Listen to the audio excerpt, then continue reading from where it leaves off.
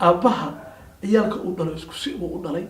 isku si buu u koriyaa waana wada jecel yahay laakiin ciyaalkiisa wuxuu u badanayaa dhinacooda canuga ugu dhagan nugul ee mar alla markuu u yeero hebel waxaas ii soo qaba yidhaahda aabba ha yidhaha hore ka boodo iyo kan yidhaha aabba waayahay iisug wax yar yidhaha waxaad jeceshahay kan hore ka boodo dhagan nugulaagtaanta keenaya annaga sheekh suldaan ayaga kalama jeclin siduu sheekh suldaan noo yahay noo ahalahayan laakiin eegaa isa kaan fogeynayo laakiin sheekha wuxuu ogol yahay diyaar u yahay wixii lagu taliyo soomaali ku taliso inuu qaato kaba soo qaad hadda aan idhaahno sheekhow adiga waad mahadsan tahay waajibaadkaadi waa soo gudatay intaasay kuga eg tahay saaki waxaan malaynayaa hadduu ilaah yidhaha oo ilaahay dambi iga qorin inuu diyaar u yahay inuu iridda ka dago diyaar baan soo ma garan okay sidaasaa waxay u arkeen marka waxay u arkeenay inaan anaga dhinacaas kala nahay laakiin ma nihin waa dhannigan ilaahay dambi buu ku sheegay waa su-aal wanaagsan waana loo qaada karaa loo qaateen hadalku waa margi hadba meeshii loo jeediyo ujeedsamayo aragtida bini aadamkana waa kala duwan tahay sax waaye annaga soo magacaabin soomaaliya jaalida soomaaliyeed shir ku qabatay ayagaa na doortay ayagaa na magacaabay markii ayna magacaabeen hawshii ugu fiicneed walaalahayn laba dhinacba waa la kulanay waxaan kusoo heshiinay guddi kaloo talburuqaa ku jira horta bal guddiga aan wada sugno waa ra'yi fiican waan qaadanay talburuq go-aan fiicanay keeneen meel fiicanay soo gaarsiiyeen heshiisay keeneen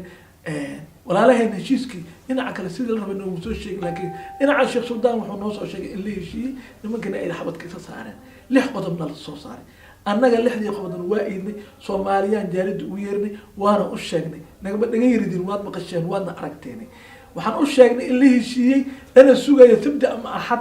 shir guud in la isugu imaado lana baafiyo heshiiskaas la sheegi doono insha allah tii markii dhacday arrintii meel kale idka rogtay waxay iska rogtay guddiga dalburuq ee dhexdhexaadinta ahay inay si kale wax u dhigeen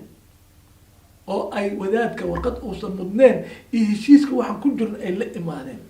ayagoo keeni karo heshiiska qoraal inay kaafekeeda u gudbiyaan ayaan darra macal asaf meeshaas markii dhacday annaga walaalaheen aan ku noqonay waxaan isku daynay inaan hawshii meesha ka dhadhaandirno oon idhaha hawshii guddigaas oo keenay 6dii qodobeed aan dhamaystirno walaalaheen waa diideen annaga soomaaliyaan u yeerna mar labaad mar saddexaad waxaan u sheegnay wixii noo admateen waa wadi waynay dhinaca walaalahana ka wadi waynay soomaaliya waa naga tan 300 iyo maazaada soomaaliya kasoo qayb galay shirkaas inaad wax ka duubtaan malayna dibay noo doorteen soomaali waxay dhaheen soomaali noo xil saarteen in arrintaas aan ka gun gaarno sidiyaan u daba taaganaana kamaynaan quusanin waa daba soconnaa waxaana rajaynaynaa ugu dambeyn inay gaarto waxaan ka shaqaynay wanaagga shiiqa hadda uu sheegayo shiiqa shalay markii booliiska loo keenayay qadaadka la qabanaya waxaa looga saaray kaafeekeeda kuma qornin ee intaad kaafeekeenta kasoo qormayso hawshaad broseska gurigaada ku qaaday kusug maanta asigoo foositar ah oo meeshii ku qoran wuxuu banaanka u joogo waxa weeye in nabad la helo laakiin hadday ay dhaafi weyso soomaali waxay tiri hasha diiday shuq ma diidaysaa waxay ka badin way doontaa hadday walaalahay meeshaas kusii adkaystaan meesha ayaga ay galaan in lala geli doono oo noqonayso in shiiqa lagu soo celiyo meeshuu ka ahaa foositarka cidna looga baqi maayo ilaahay mooye adana looga baqi maayo laakiin waxaan la rabaa oo keliya masaajidka inuusan dhibaato soo gaarin hadday garo waayaan nin baa wuxuu idhahday cirkaan soo duminaya war ha soo dumina waa la tuugay waa diiday nin kaloo socday war maxaa dhacay war ninkaa cirkaan soo duminaa wilaal markaa soo duminaha dhaqso soo dumiyo yiri meesha adiga ka gashaan ka galinaa walaalaheen hadday garan waayaan lama nacbo lama nacin ma la fiiraayo hala raacdee ma joogto ha joogaana weligood waqtiga ilaa uu ka wadaayo laakiin halila shaqeeyo ummadana hala badiyo waryaa keenay 3 nin waayo wax meesha ku qoran heshiis hore ay u gaareenna ma jiro oo dhigaayo laba hadday isku raacda nin in la raacdayo waa inuu iridda ka baxaa oo hore u qorteenna ma jiro shiiqana ma sheegin ayagana ma sheegin yaa siiyo authorityda ayaga laba iyagoo ah ay wadaadkii meesha u sarreeyey imaamkii ah caalimkii ah inay dhahaan banaankaad u bixaysaa ma dhicin maanta haddii birinta uu kusoo noqoyo meeshiisu haddii boliiska uu yimaado foositarkii meesha asigaa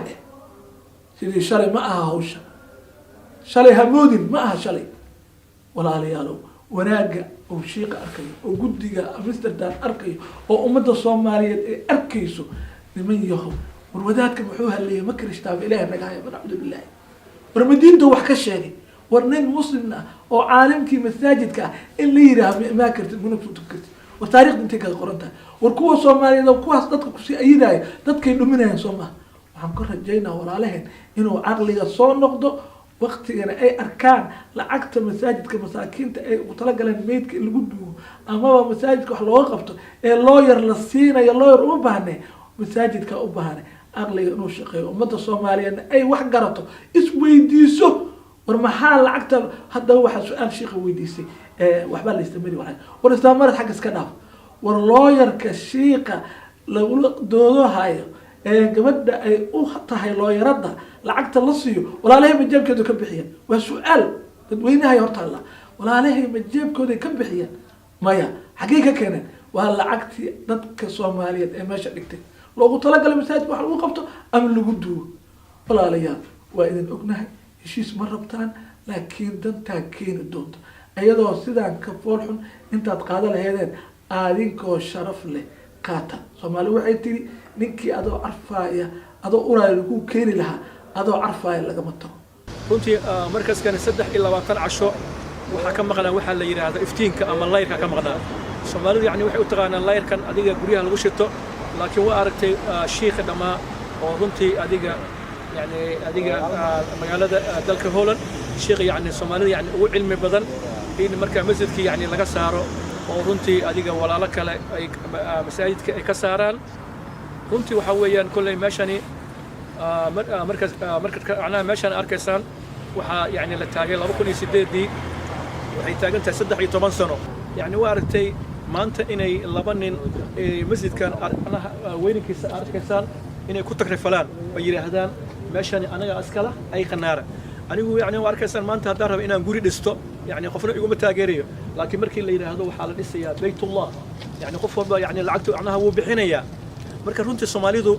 يعني ما الله بحنا وحال اللي هذا الشيء اللي ظلمية إن قرب الإسكوسيو يعني ما الله بحنا مركز الصومالي هذا رن أبهنا هاي أنا ولشني ولا لهنا يعني سماركن وأنا وعرضنا ذي وحلو بهنا إن قعمها لقبته الله سبحانه وتعالى ظلمي ما شعله وارت الشيخ سلطان قسله يعني أفري تبنكي يعني بش السجالات لا بكون إلا باتني كودي وحال ورد رقمي أهرن أدوحن تاسوت يعني بوليس كله جيري وارت ضد مسلمين وهذانا ولا لا هذانا الشيخ خودي هذانا يعني أدي حتى دمرك حتى قاركود إيه قبان أسيق يعني كوني كحية إني ما أنت يرهدان الشيخ سلطان قسله وإنه كبحها مركزون الصومالي وحلو بهني هاي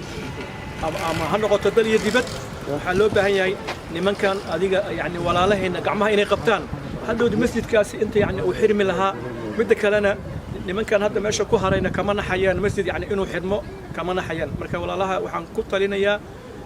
أرنتني إن يعني حل وناكسن لقى جارو